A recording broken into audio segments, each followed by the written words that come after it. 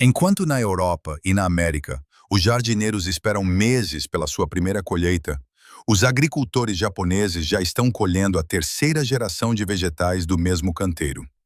Enquanto nos alegramos com um punhado de tomates, eles retiram dezenas de quilos de uma área que mal é maior do que uma vaga de estacionamento.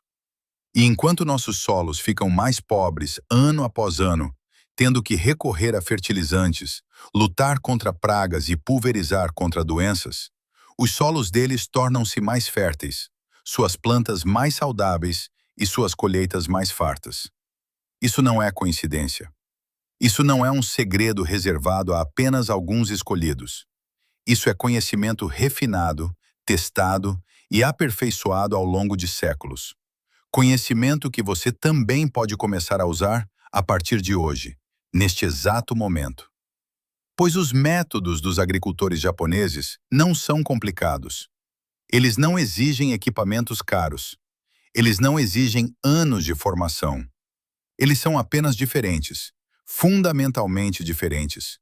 E é exatamente por isso que funcionam tão extraordinariamente bem. Numa época em que os preços dos alimentos estão explodindo e uma simples compra no supermercado se torna um esforço financeiro hercúleo, em que as cadeias de suprimentos se tornam mais frágeis e vimos como as prateleiras vazias podem rapidamente se tornar realidade, em que a dependência da agricultura industrial se torna mais perigosa do que nunca, esse conhecimento não é apenas valioso, é vital para a sobrevivência. É a diferença entre dependência e liberdade, entre incerteza e autodeterminação, entre esperança e conhecimento. Se você assistir a este vídeo até o fim, entenderá por que um pequeno jardim pode produzir mais do que um grande campo se você o cultivar da maneira correta. Você aprenderá por que a maneira como cultivamos no Ocidente é ineficiente e como você pode mudar isso. Você conhecerá técnicas que podem triplicar seu rendimento sem que você precise investir mais tempo. Se a verdadeira independência é importante para você, se você quer saber como obter mais rendimento com menos área, se você quer entender por que o seu jardim ainda não entregou o que poderia, então inscreva-se agora neste canal. Deixe um like para que o algoritmo mostre esse conhecimento a mais pessoas. Pessoas que precisam dele. Pessoas que estão prontas para aprender e agir. E fique até o fim, pois no encerramento, tudo se une em um sistema que pode mudar sua vida. Um sistema que não apenas funciona, mas melhora ano após ano. Precisamos dar um passo atrás para entender por que os métodos japoneses são tão revolucionários e por que são mais relevantes para nós hoje do que nunca. O Japão é um país insular com área cultivável extremamente limitada. Apenas cerca de 12% do país é utilizável para a agricultura. O resto é montanhoso, íngreme, arborizado ou urbanizado. Imagine se você tivesse um país do tamanho da Alemanha, mas apenas a área da Baviera fosse adequada para o cultivo. E nessa área, você tivesse que alimentar não apenas uma família, mas milhões de pessoas. Essa foi a realidade que os agricultores japoneses enfrentaram por séculos. Não havia possibilidade de expansão. Não havia novos campos para abrir. Havia apenas a escolha de tirar mais do que existia ou passar fome. Essa necessidade existencial gerou um sistema baseado na eficiência absoluta.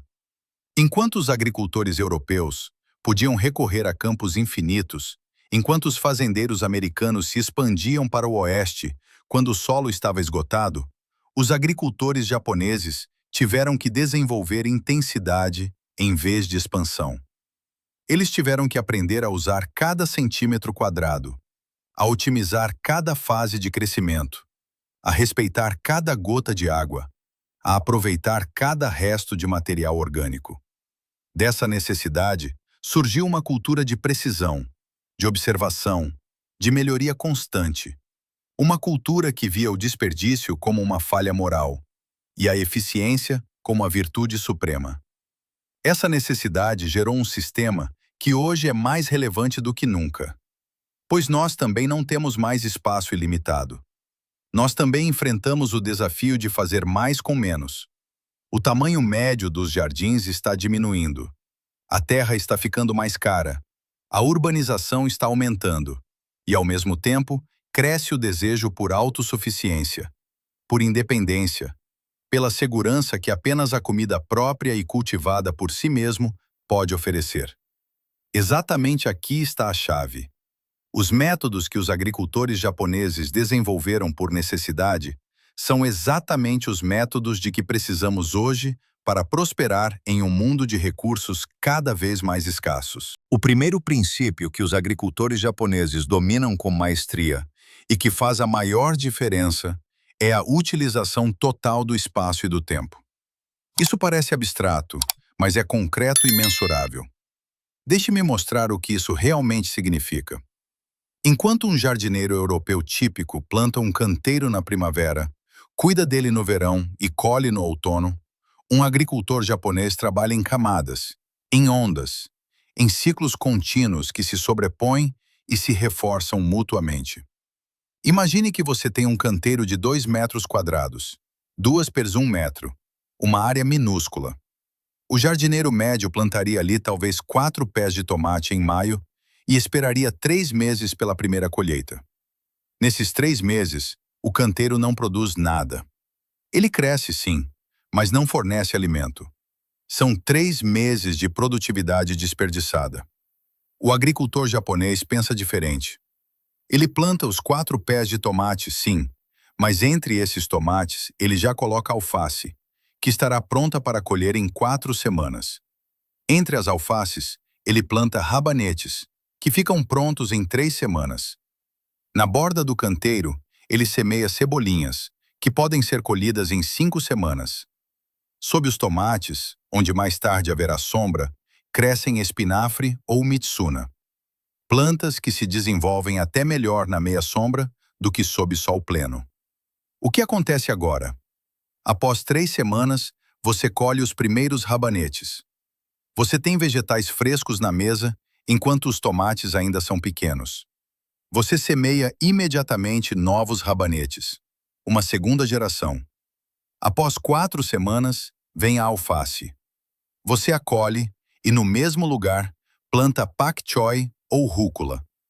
Plantas que crescem rápido e suportam a sombra projetada pelos tomates que estão crescendo. Após 5 semanas, as cebolinhas estão maduras. Você as retira e planta manjericão, que protege os tomates das pragas e poderá ser usado mais tarde para fazer pesto. Após 6 semanas, a segunda geração de rabanetes está pronta. Você semeia agora talvez coentro ou endro. Percebe o que está acontecendo aqui? O canteiro nunca está vazio. Ele produz constantemente. E quando, após 3 meses, os tomates finalmente estão maduros, você já colheu 6 tipos diferentes de vegetais desse único pequeno canteiro. Você colheu rabanetes 2 vezes, alface uma vez, cebolinha uma vez. O espinafre ainda está vindo. As ervas estão crescendo, e agora os tomates também começam a produzir. Um canteiro ocidental não teria lhe dado nada nesse tempo. Um canteiro japonês já o alimentou por semanas. Isso é plantio sucessivo. E é a razão pela qual um pequeno canteiro japonês produz 3 vezes, às vezes 5 vezes mais, do que um grande campo ocidental. Não se trata do tamanho, trata-se do uso. Trata-se de entender que o tempo é tão valioso quanto o espaço. Que um canteiro vazio é um canteiro desperdiçado. Que cada semana sem crescimento é uma semana perdida. Mas o espaço é apenas metade da verdade. O tempo é a outra, e talvez seja até mais importante. Os agricultores japoneses não pensam em estações, mas em ondas. Eles não plantam alface apenas uma vez na primavera e depois esperam até o ano seguinte. Eles plantam uma nova fileira a cada 2 semanas, uma fileira pequena. 15 plantas, não mais.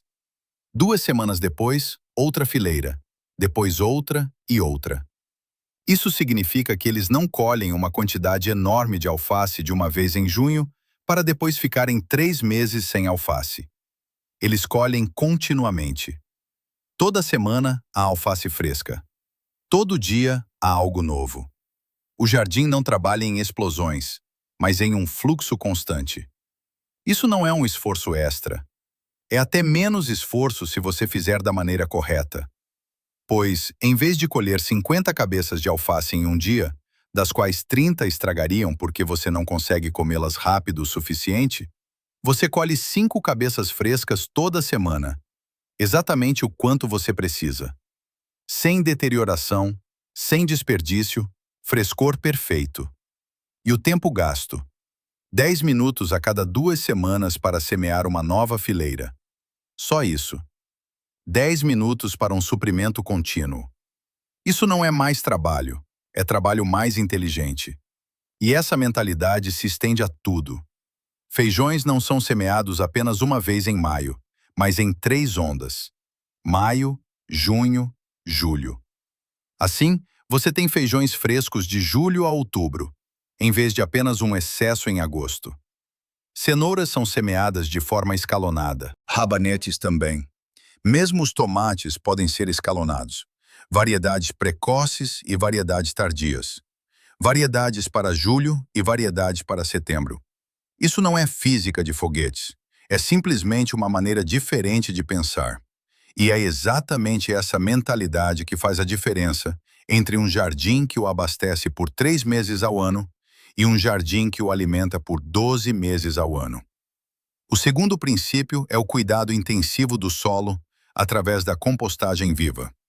E aqui a coisa fica realmente interessante, pois aqui os métodos japoneses diferem fundamentalmente de tudo o que você aprendeu sobre compostagem até agora. No Japão, existe uma tradição milenar chamada bokashi. A palavra traduzida significa matéria orgânica fermentada, mas isso não faz justiça à técnica. Bokashi não é apenas composto, é algo completamente diferente. É a fermentação de resíduos orgânicos com micro-organismos eficazes. E essa técnica transforma restos de cozinha no fertilizante mais potente que você pode imaginar em poucas semanas.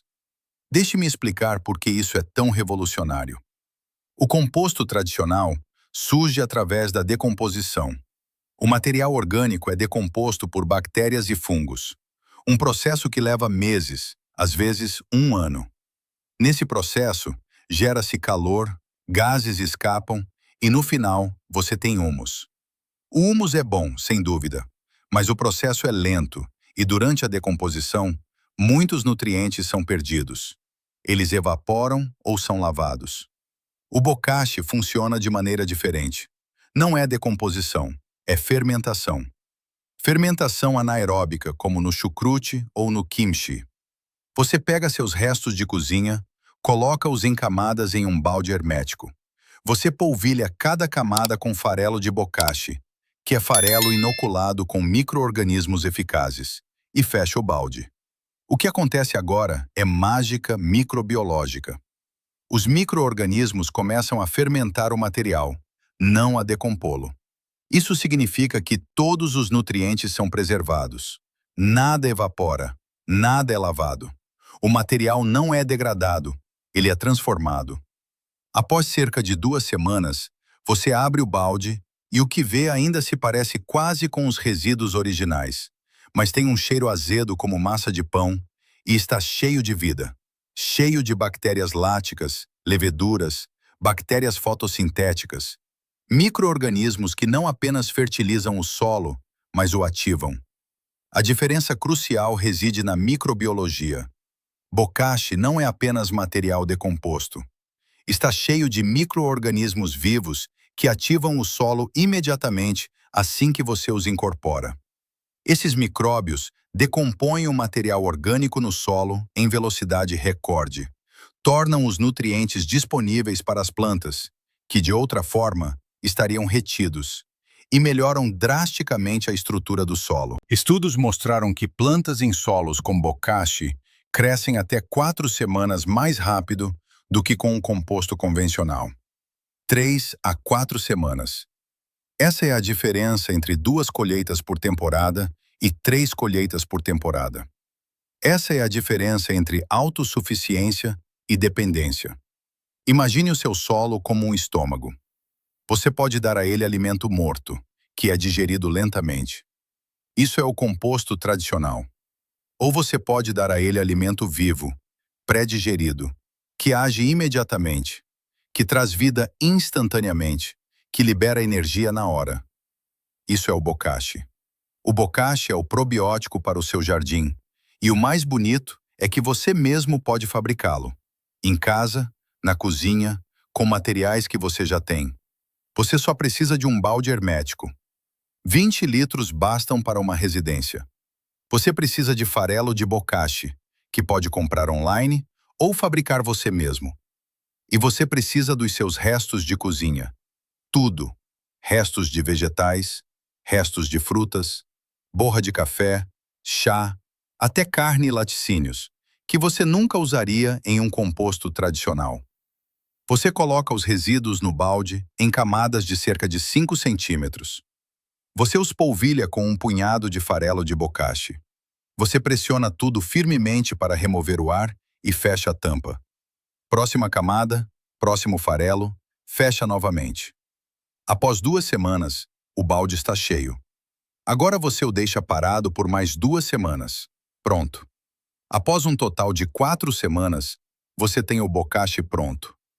Você o enterra rasamente no seu canteiro, a cerca de 10 centímetros de profundidade. Você o cobre com terra, e dentro de 2 semanas, ele estará completamente decomposto e integrado ao solo. Os micro-organismos se espalham, se multiplicam, transformam seu solo em um organismo vivo, e suas plantas literalmente explodem. Você verá. Poderá medir a diferença. Mas o bokashi sozinho não basta. Os agricultores japoneses o combinam com uma segunda técnica, quase desconhecida no Ocidente, mas igualmente importante. Chama-se cobertura morta contínua. Em vez de aplicar uma camada espessa de cobertura morta uma vez por ano e esperar até que se decomponha, os agricultores japoneses adicionam constantemente camadas finas de material orgânico. Hoje um pouco de grama cortada, na próxima semana folhas trituradas, depois palha, depois talvez borra de café ou folhas de chá. Sempre pequenas quantidades, camadas finas, suprimento contínuo. Por que isso é tão poderoso? Porque esse suprimento constante mantém o solo vivo. Os micro-organismos precisam de alimento. Se você der uma grande quantidade de cobertura uma vez por ano, eles comem tudo e depois passam fome até o ano seguinte. Se você der pequenas quantidades continuamente, eles sempre terão alimento. Eles permanecem ativos, se multiplicam, constroem humus. E quanto mais ativos forem esses organismos, mais fértil será o seu solo, mais rápido crescerão suas plantas, mais saudáveis elas serão. A cobertura morta contínua tem outras vantagens. Mantém o solo úmido, mesmo no calor. Regula a temperatura, resfria no verão, aquece na primavera. Suprime ervas daninhas porque as sementes destas não recebem luz para germinar. Evita a erosão em chuvas fortes. Protege a estrutura do solo contra a compactação superficial e é visualmente agradável. Um jardim bem cuidado e com cobertura morta tem uma estética, uma calma e uma ordem que saltam aos olhos. Os agricultores japoneses vão tão longe que escolhem o material de cobertura de forma direcionada, conforme a necessidade. Palha para morangos, porque mantém a limpeza e retém umidade. Grama cortada para plantas que consomem muito, como couve, porque se decompõe rápido e fornece nitrogênio. Cavacos de madeira para caminhos, porque se decompõem lentamente e oferecem estrutura. Folhas para canteiros com arbustos de frutas vermelhas, porque promovem fungos que fazem simbiose com as raízes. Nada é por acaso. Tudo tem um motivo, e cada motivo baseia-se em séculos de observação e experiência. O terceiro princípio é a arte do plantio denso sem competição. E aqui a coisa fica realmente contraintuitiva, pois tudo o que você aprendeu até agora diz que as plantas precisam de espaço. Se você for a uma horta ocidental, se abrir um livro de jardinagem, Se ler as instruções em um pacote de sementes, verá sempre grandes espaçamentos. 30 centímetros entre pés de tomate, 15 centímetros entre alfaces, 10 centímetros entre rabanetes. Isso é recomendado para que cada planta tenha espaço suficiente, receba luz suficiente, possa extrair nutrientes suficientes do solo, sem competir com as vizinhas. Os agricultores japoneses pensam de forma radicalmente diferente. Eles plantam tão densamente que as folhas das plantas vizinhas quase se tocam. Os tomates não ficam a 30 centímetros de distância, mas a 15. As alfaces não a 15 centímetros, mas a 8. As cenouras não são desbastadas, mas permanecem densas, quase em tufos. À primeira vista, isso parece competição, uma luta por recursos, um erro. Mas é o oposto. É cooperação, é sinergia, é a criação de um microclima no qual todas as plantas crescem melhor do que individualmente. Quando as plantas estão densas, elas sombreiam o solo entre elas. Esse sombreamento vale ouro. Ele evita que a umidade evapore. Em um verão quente, isso pode fazer a diferença entre sobrevivência e dessecação. Suprime ervas daninhas de forma mais eficaz do que qualquer meio químico, porque as sementes das ervas daninhas não recebem luz. Protege as raízes do calor extremo, que pode matar a vida no solo. Cria um microclima fresco, úmido e estável diretamente acima do solo, exatamente onde a maioria dos nutrientes é absorvida. As plantas não competem. Elas criam juntas condições sob as quais todas crescem melhor. Poucos percebem isso. Parece paradoxal, mas é biologia. Estudos mostraram que canteiros plantados densamente produzem mais por metro quadrado do que os plantados com folga, mesmo que as plantas individuais sejam um pouco menores. 10 alfaces pequenas rendem mais do que 5 alfaces grandes na mesma área. 20 cenouras de tamanho médio pesam mais do que 10 cenouras grandes.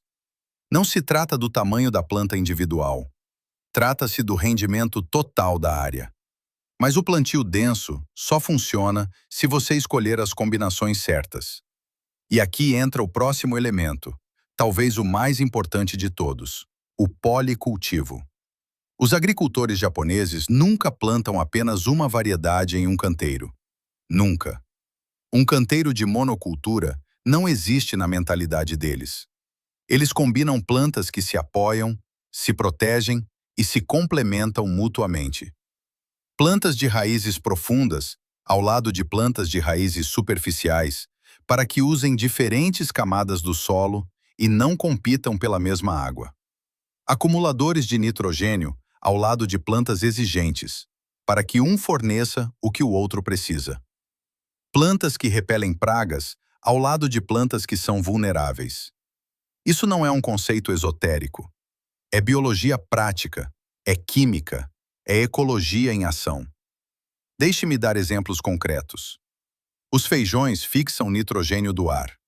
Eles têm bactérias nos nódulos de suas raízes que transformam o nitrogênio do ar em forma disponível para as plantas. Se você plantar milho ao lado do feijão, o milho se beneficia disso.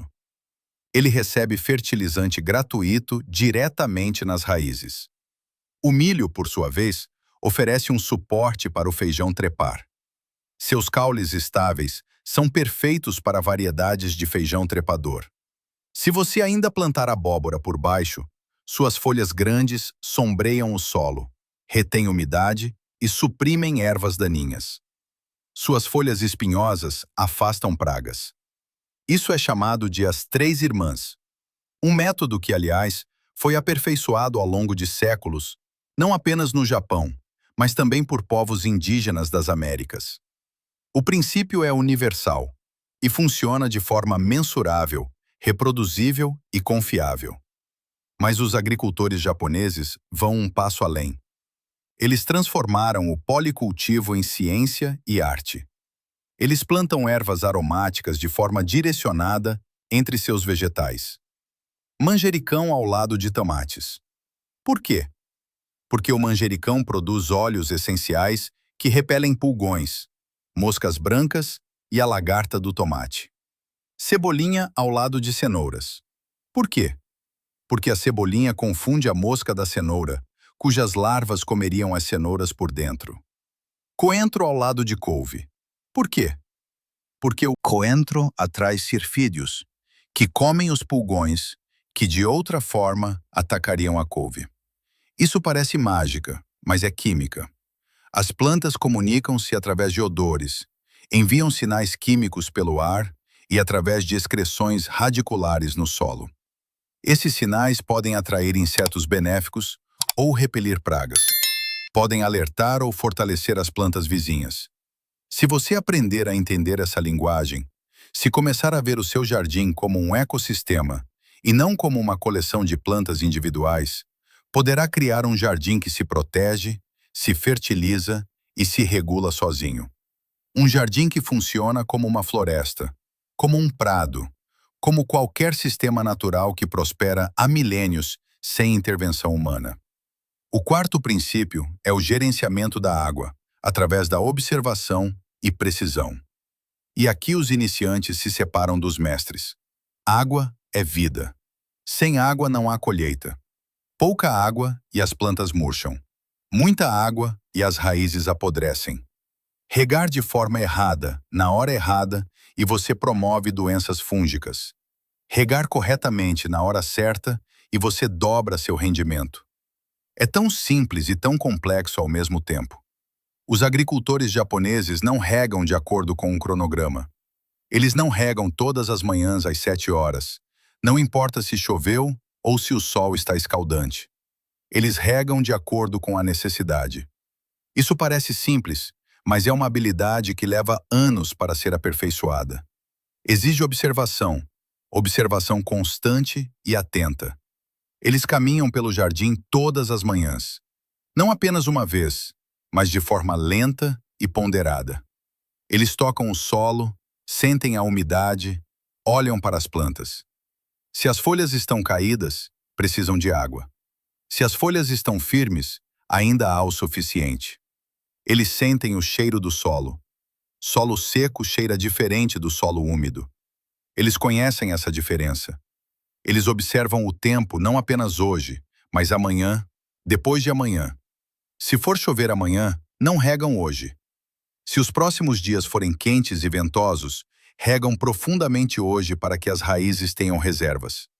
Eles sabem que um pé de tomate em um dia quente e ventoso precisa do dobro de água do que em um dia nublado e calmo. Sabem que a alface tem raízes superficiais e precisa de pequenas quantidades frequentes, enquanto os tomates têm raízes profundas e preferem grandes quantidades raramente.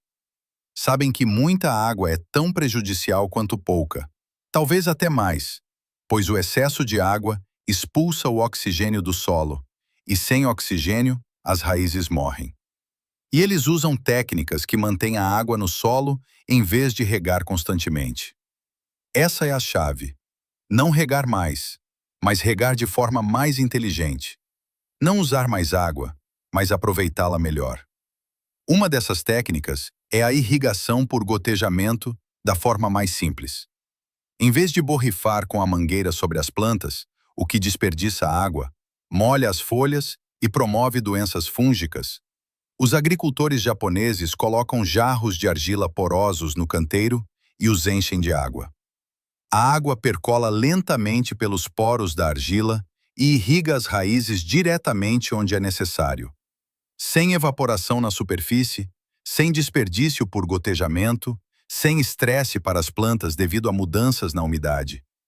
Esse método chama-se irrigação por ola e é usado há milênios, não apenas no Japão, mas também no Oriente Médio, no norte da África, em todos os lugares onde a água é escassa e valiosa. Economiza até 70% de água em comparação com a irrigação convencional. 70%. Isso é enorme. E promove o crescimento profundo das raízes, porque as raízes seguem a água, crescendo para baixo. Onde é mais fresco, onde há mais nutrientes, onde a estrutura é mais estável. Plantas com raízes profundas são mais resistentes à seca, ao calor, às tempestades. São mais saudáveis, produtivas e longevas. Isso é decisivo. Mas a água sozinha não é suficiente. Os agricultores japoneses entendem que a forma como a água entra no solo é tão importante quanto a quantidade. Por isso, eles usam muita cobertura morta, como já expliquei. A cobertura morta é uma barreira de água. Ela evita a evaporação. Em um dia quente de verão, a evaporação do solo nu pode chegar a 10 litros por metro quadrado. Do solo coberto, talvez 2 litros. Essa é a diferença entre regar diariamente e regar semanalmente. Por isso, eles constroem seus canteiros ligeiramente elevados. Canteiros elevados têm melhor drenagem. O excesso de água escoa em vez de empoçar. O encharcamento é a morte da planta. Canteiros elevados evitam isso. Por isso, eles afofam o solo regularmente, mas nunca profundamente. O afofamento superficial, apenas nos primeiros 5 a 10 centímetros, quebra os capilares do solo. Esses tubos microscópicos através dos quais a água sobe das profundezas para a superfície e evapora. Se você quebrar esses capilares, a água permanece lá embaixo, onde as raízes precisam dela. Escavar profundamente destrói a estrutura do solo, mata minhocas, perturba redes de fungos, mata micro-organismos que não toleram oxigênio. Os agricultores japoneses trabalham com o solo, não contra ele. Eles afofam apenas a superfície, o suficiente para introduzir ar, mas não o suficiente para perturbar a vida no solo. Esse cuidado suave torna o solo melhor a cada ano, não pior. O quinto princípio é a eficiência das ferramentas e a inteligência corporal. E aqui se revela a verdadeira maestria. Se você observar um agricultor japonês trabalhando, se tiver a oportunidade de assistir por um dia inteiro, notará imediatamente o quão pouca energia ele desperdiça. Cada movimento é preciso, econômico, eficaz. Nenhum passo a mais, nenhuma troca de ferramentas sem motivo, nenhum abaixar ou esticar desnecessário. Tudo flui. Parece uma dança, uma coreografia que foi aperfeiçoada ao longo de décadas. No Japão, existem ferramentas que são quase desconhecidas no Ocidente, mas que revolucionam o trabalho. A nirigama, uma enxada de mão com lâmina girada e afiada, remove ervas daninhas com um único movimento de puxar. Você enterra a lâmina rente à raiz, puxa e a erva daninha sai. Raiz e tudo. Sem dores nas costas por se curvar, sem bolhas por ferramentas cegas. Um movimento, uma erva daninha. O hori-hori, uma faca multiuso com um lado afiado, o outro serrilhado, um lado para a terra macia, o outro para raízes, cava, corta, divide, planta, colhe em uma única ferramenta. Você não precisa de 5 ferramentas diferentes para 5 tarefas diferentes. Você precisa de uma, e você a domina. Essas ferramentas não são apenas práticas, são a expressão de uma filosofia. Menos força, mais precisão. Menos tempo, mais rendimento. Menos desperdício, mais respeito. As ferramentas de jardinagem japonesas são frequentemente forjadas à mão, de aço de alta qualidade, afiadas como navalhas, equilibradas, ergonômicas. São caras, sim, mas duram a vida toda. São herdadas, são investimentos, não bens de consumo. E elas mudam a maneira como você trabalha. Com a ferramenta certa, o trabalho duro torna-se trabalho leve. O trabalho penoso torna-se trabalho satisfatório. O trabalho demorado torna-se trabalho eficiente. Os agricultores japoneses muitas vezes trabalham agachados ou de joelhos perto do chão. Para olhos ocidentais, isso parece cansativo, desconfortável. Mas é o oposto. Permite que vejam cada planta individualmente, de perto, em detalhes. Eles veem a praga antes que ela se espalhe. Veem a planta doente antes que a doença infecte todo o canteiro. Veem qual planta precisa de mais água, qual deve ser fertilizada, qual está pronta para a colheita. Essa proximidade com o solo cria conexão, e a conexão cria conhecimento. Eles conhecem cada planta em seu jardim, não como uma categoria, mas como um indivíduo. Esta planta cresce mais rápido. Esta precisa de mais atenção. Esta está pronta para amanhã. Isso não é romantismo, é inteligência prática. É a diferença entre um jardineiro que cultiva plantas e um jardineiro que conhece as plantas. E é a razão pela qual seus jardins são tão produtivos. Porque eles não apenas trabalham, eles observam, aprendem, adaptam-se. Cada dia um pouco mais sábios, cada dia um pouco melhores. Esse é o segredo. O sexto princípio é a integração da verticalidade, a terceira dimensão da horticultura. Os agricultores japoneses não pensam apenas em duas dimensões, não apenas em comprimento e largura, em fileiras e espaçamentos. Eles pensam em três dimensões. Eles usam a altura, usam o espaço aéreo acima do solo tão intensamente quanto o próprio solo. Enquanto os jardineiros ocidentais trabalham o solo e deixam o espaço aéreo acima dele vazio, os agricultores japoneses também aproveitam esse espaço. Eles constroem treliças para pepinos, espaldeiras altas, 2 metros, 2,5 metros. Os pepinos sobem, crescem verticalmente em vez de horizontalmente. Economizam espaço, recebem mais luz, mais circulação de ar, menos doenças fúngicas. Os frutos ficam pendurados livres, não sujam, são fáceis de colher. Sob a estrutura dos pepinos, cresce alface na meia sombra, ou espinafre, ou rabanetes. O solo não está vazio, ele é usado em dobro. Feijões e ervilhas escalam estacas, cordas, redes. Eles não precisam de 1 metro quadrado de solo por planta. Precisam de 10 centímetros de solo e 1 metro de altura. Isso é eficiência de espaço. Os tomates não são colocados em gaiolas onde se espalham e desperdiçam espaço. Eles são conduzidos por cordas para cima, estritamente verticais. Um único broto principal, todos os brotos laterais removidos. Isso parece radical, mas funciona de forma brilhante. A planta coloca toda a energia nesse único broto, em frutos em vez de folhas. Ela cresce 3 metros de altura, às vezes 4. Produz por metro de área de solo mais tomates do que uma planta larga e espalhada. E a colheita? Mais fácil. Você caminha ao longo da fileira, vê cada tomate, colhe. Pronto. Sem procurar no emaranhado de folhas. Sem frutos esquecidos que apodrecem. Abóboras escalam telhados, galpões, pérgolas. Seus frutos pesados ficam pendurados em redes, presos com segurança, enquanto a planta se expande nas alturas. Isso não é apenas prático, é também bonito. Um telhado cheio de plantas de abóbora com flores amarelas e frutos verdes é uma visão que traz alegria e usa um espaço que de outra forma seria desperdiçado. Mas verticalidade não significa apenas suporte para trepadeiras. Significa também estratificação, o conceito do jardim florestal. Talvez a forma mais refinada de horticultura de todas. Em um jardim florestal japonês tradicional, não há um nível, mas 7. A camada de dossel com árvores frutíferas, maçã, pera, ameixa, cereja. A camada de árvores baixas com avelã, sabugueiro, árvores frutíferas menores. A camada arbustiva com groselhas, groselhas espinhosas, framboesas, amoras. A camada herbácea com vegetais, ervas, flores.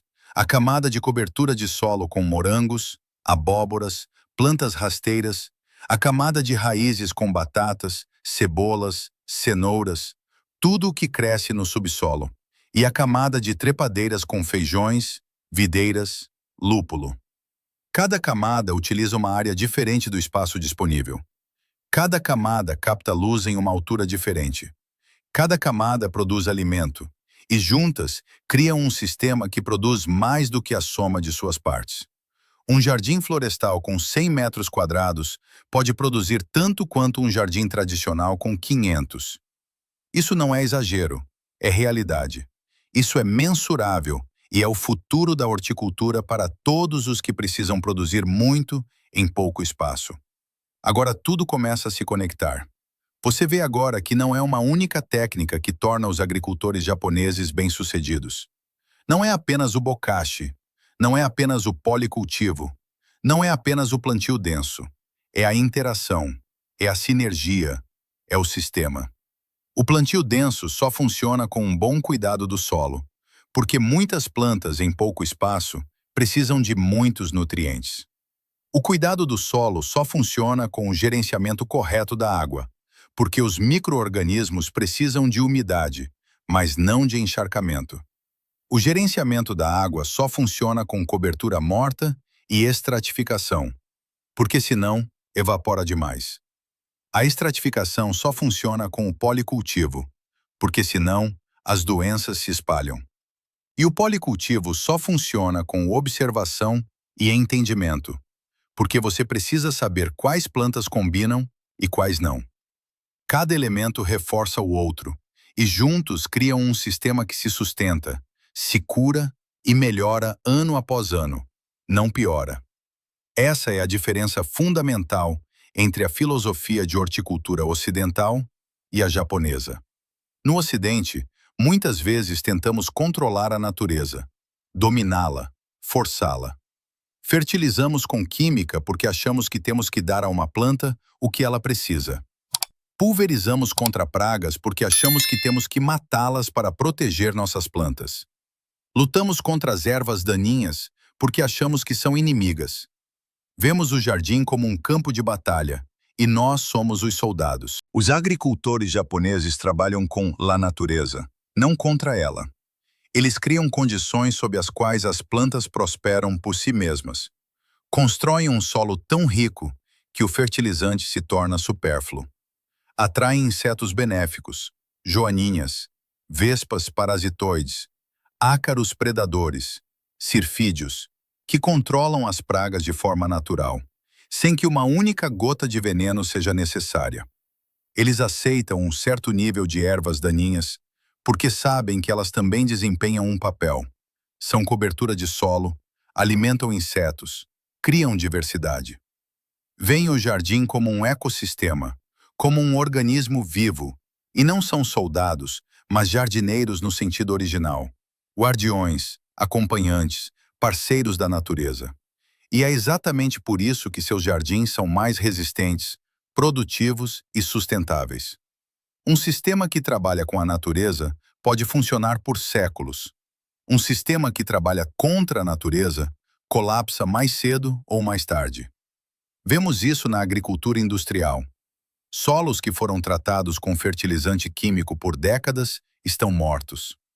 Não contêm mais micro-organismos, nem minhocas, nem vida. São apenas um meio, um substrato que segura as plantas enquanto as mantemos vivas artificialmente. Tais solos produziam alimento, sim, mas alimento de qualidade inferior, mais pobre em nutrientes, mais pobre em sabor, mais pobre em vida. Os solos japoneses que foram cultivados organicamente por séculos estão mais vivos hoje do que há 100 anos. São mais escuros, mais ricos, mais férteis. Cheiram a vida e produzem alimentos que não apenas saciam, mas nutrem, curam e fortalecem. Você pode implementar todos esses princípios imediatamente. Hoje, não na próxima semana, não no próximo ano, hoje. Você não precisa de um terreno grande. 2 metros quadrados bastam para começar. Você não precisa de ferramentas caras. Uma boa pá de mão, enxada e uma faca são suficientes. Você não precisa de anos de formação. Só precisa da disposição para pensar diferente, observar, aprender, adaptar. Comece pequeno. Escolha um único canteiro. Se você não tem jardim, um vaso grande na varanda. Se não tem varanda, o parapeito de uma janela. Tente o plantio denso com policultivo. Plante tomates e entre os tomates manjericão e alface. Observe o que acontece. Comece com bokashi ou compostagem simples. Pegue um balde, Colete seus restos de cozinha, fermente-os, use-os. Veja a diferença. Use cobertura morta regularmente. Toda vez que cortar a grama, coloque uma camada fina ao redor de suas plantas. Toda vez que as folhas caírem, use-as. Não desperdice nada. Tudo é recurso. Observe o que funciona e o que não. Mantenha um diário de jardim. Anote quando plantou o quê, quando germinou, quando colheu, o que cresceu bem, o que cresceu mal. Por quê? No próximo ano você saberá mais. Cometerá menos erros. Terá mais sucesso. A cada temporada você melhora. A cada temporada você melhora. E em um ano você olhará para trás e será grato por ter feito isso. Ano após ano, seu jardim será mais produtivo. E após 2 ou 3 anos, você olhará para trás e mal acreditará no quanto pode tirar de tão pouco espaço. Você entenderá por que os agricultores japoneses colhem 3 vezes mais rápido, porque trabalham 3 vezes de forma mais inteligente. Mas trata-se de mais do que apenas rendimento, muito mais. Trata-se de independência. Trata-se de saber que você pode alimentar a si mesmo e sua família. Não importa o que aconteça. Não importa se os preços subam ou caiam. Não importa se as cadeias de suprimentos funcionem ou colapsem. Não importa se o supermercado esteja cheio ou vazio. Você tem comida. Comida fresca, saudável, cultivada por você mesmo. Isso é segurança. Segurança verdadeira. Não a ilusão de segurança que uma conta bancária cheia oferece, que amanhã pode não valer nada, mas a segurança real que um jardim farto oferece, que o alimenta hoje, amanhã e na próxima semana. Trata-se da profunda satisfação de criar algo com as próprias mãos que dá vida. Existem poucas coisas na vida moderna que são tão satisfatórias quanto o momento em que você colhe um tomate que você mesmo cultivou, da semente ao fruto. O momento em que você corta uma alface que plantou há 4 semanas. O momento em que você entende que não é impotente, que é capaz, que tem controle sobre algo tão fundamental quanto o seu alimento. Isso dá autoconfiança, dá orgulho, dá sentido. E trata-se da transmissão desse conhecimento para a próxima geração, para que não esqueçam como se sustentar. Nossas crianças crescem em um mundo onde a comida vem do supermercado. Não sabem como cresce uma batata. Nunca semearam um feijão. Nunca viram como de uma semente nasce uma planta, como de uma flor nasce um fruto, como do trabalho nasce o alimento. Isso é perigoso. Isso é dependência. Isso é vulnerabilidade. Quando você mostra aos seus filhos como cultivar, você dá a eles um presente que é mais valioso do que dinheiro. Você dá a eles habilidades, conhecimento, independência e a certeza de que, aconteça o que acontecer, eles podem sobreviver. O mundo está mudando rápido, mais rápido do que muitos percebem. Crises vêm e vão. Crises econômicas, crises energéticas, crises climáticas. Os preços sobem drasticamente. O abastecimento torna-se mais incerto. Tensões geopolíticas ameaçam fluxos comerciais globais. O que hoje é garantido, amanhã pode ser luxo. O que hoje é barato, amanhã pode ser impagável. Mas um jardim bem gerido é constante. Um solo fértil é segurança que ninguém pode tirar de você. E o conhecimento de como criá-lo, como cuidá-lo, como usá-lo, não tem preço. É o capital mais valioso que você pode possuir. Os agricultores japoneses provaram ao longo de séculos que não é preciso muita terra para produzir muito. Provaram que a qualidade é mais importante que a quantidade, que a intensidade é mais importante que a área, que o conhecimento é mais importante que os recursos. Em parcelas minúsculas, eles não apenas sobreviveram, mas prosperaram. Alimentaram famílias, supriram comunidades, criaram cultura. Tudo em áreas que, no Ocidente, seriam consideradas pequenas demais para sequer começar. Só é preciso o conhecimento correto e a disposição para aplicá-lo. Esse conhecimento agora é seu. Eu o entreguei a você. Não como teoria, mas como prática. Não como possibilidade, mas como guia. Tudo o que você precisa é o primeiro passo, a primeira ação, a primeira decisão. E esse passo é mais simples do que você pensa. Não custa quase nada, não exige quase nenhum tempo, mas muda tudo.